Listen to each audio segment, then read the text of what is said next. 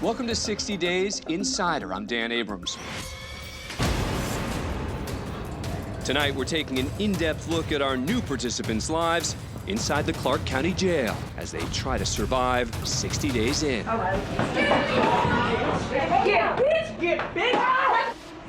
I'm here now with Sheriff Noel and Captain Maples, along with Phase 1 participants, Tami and Zac, who you remember from Season 1. Sheriff, that was an intense ending that we just saw. Shut the curtain. Are you concerned at this point based on what you're seeing? Yeah, I'm concerned because I think Sheri's going to stand up for herself. Sheri worked in corrections, so I'm wondering how it's going to end up. Starting off, she was doing fine, and then one of her mistakes that's not going to make her any friends is so-and-so said that y'all were about to jump me. Why was that done? I didn't bring her name in. It didn't come from her. What they say to you? Only the girls over here want to jump me. That is not what I said. Don't bring somebody else's name into stuff. That's just making more enemies for yourself. That's how you get jumped. You better learn how to talk real fast. Either talk or fight real fast. I had a similar situation with an inmate, and I can remember that feeling. What's going to happen to me? Are they going to come down in the middle of the night? You know, am I going to get attacked? And she's being taken back behind the curtain. What does that mean? Back behind these shower curtains, there are no cameras. That's the only place where you have some privacy. That's where all of the fighting happens, where all of the contraband is being traded out. Shut the curtain. Get her. And if anything's going to happen in terms of her safety, that's where it's going to happen. What advice would you give her to deal with the situation? We were told if someone strikes you and you strike back, you got to make sure it happens in front of those cameras. If it came down to a fighting thing, you thought you were going to be in a fight, if I were you, I'd much rather fight in a day room because we have cameras all over that place. Stay out in that day room as much as possible. So you're worried about her? Yes, I am. Sheriff, it seems that Sheri is being targeted because of body language, things she was actually doing that looked like she was hiding something. Do the inmates analyze every move of a new inmate coming in? Yeah, the golden hour or the first few minutes they're in there, they watch everything. They're looking at new people in the jail thinking that is that new person sneaking something in their bra or their pants and the officer missing them the pat down is in their body cavity. They immediately flock to them. If they think they've had drugs on them, then they're, you know, whatever it takes to get those drugs from them, they're going to do it. So the key, Captain Maples, is not to draw attention to yourself, which is what is happening here. Yeah, I don't think Sheri did it on purpose or anything, obviously, but she drew attention to herself. They latched on. It kind of goes to show you that a movement as subtle as placing a piece of paper in your bra could be perceived as you have contraband on you, which has now led to this. When you walk through the door, everybody's suspicious of you regardless. You could look like a preacher, and they'd still be suspicious of you and think you're hiding something. Get up in there and look. Okay. Addicts want to get high, and if they think that there's a slight possibility that they're going to get high, then they're going to do everything in their power to get a hold of it. She has something in her. She has something in her. I think, if anything, Sheri might have done too good of a job of making herself look like an inmate. You know, she said, I let myself go, I let my hair go, stopped working out, etc. She did everything she could to look like an inmate, and she obviously succeeded because they automatically think, oh, she's high. That's a good point, because then, you know, we're a lot of people that we put in, like Ryan, we're worrying about cover stories. We went straight past that with Sheri, and we skipped that phase. We're already to the phase of, does she have drugs on her or not? She really didn't have to prove her cover story. Yeah. It's interesting if you think about it in watching our season when Robert first walked to the door. In the way in which he had his arm. He must be a police officer because he's swinging his arm like he has a gun. And it's something as subtle as that. I act like a cop.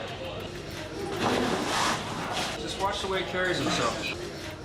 When you're living in a fishbowl and all you have is time, people are gonna just pick on every little single thing that you do because there is nothing else to do in there.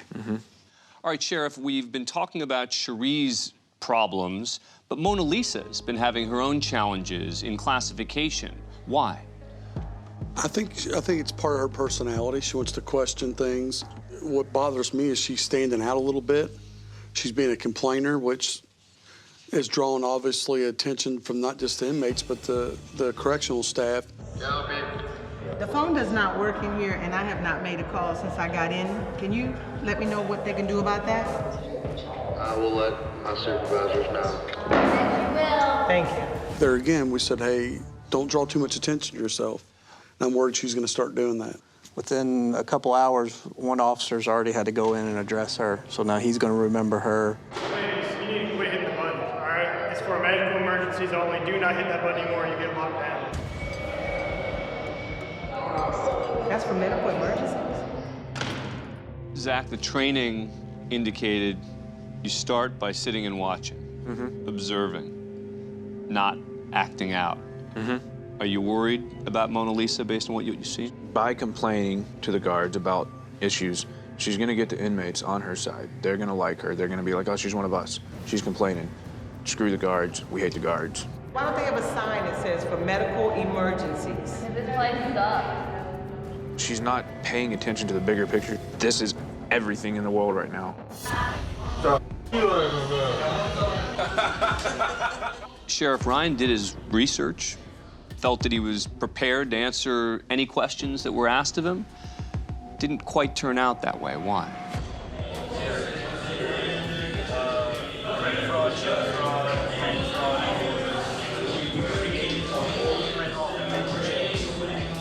He was given too much complexity in his answers. He was answering stuff that wasn't even being asked.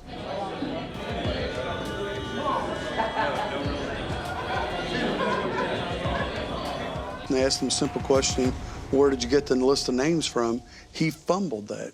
But if you're that in detail on how you can go through the step-by-step motion, how you laminated something, where you did it, but then you can't say where you got your list of names. He should have said, I used family members' names, I went to cemetery. And when he couldn't fire right back off, that drew suspicion upon him. Dude out there, that was a ex-military college graduate, so he's in there for forgery. That's what he says. Because, Captain, he answered the questions exactly the way you told him not to answer them. Correct. Right? Yeah, correct.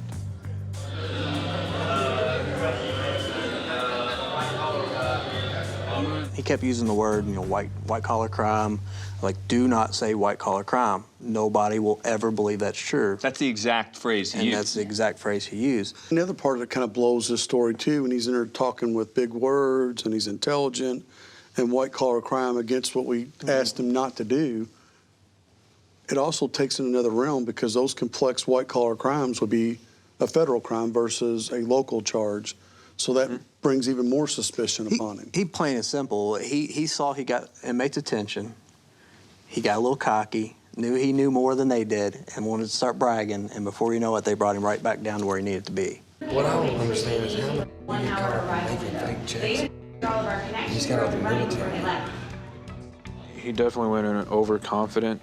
One of the rules of lying, less is more, because you give too much detail and too much complexity and people are like, oh, well, you're making this up. If you're gonna over-embellish, you're gonna get called out. I mean, this is the life that these people live, day in and day out. And it's just, for them, they're gonna spot it.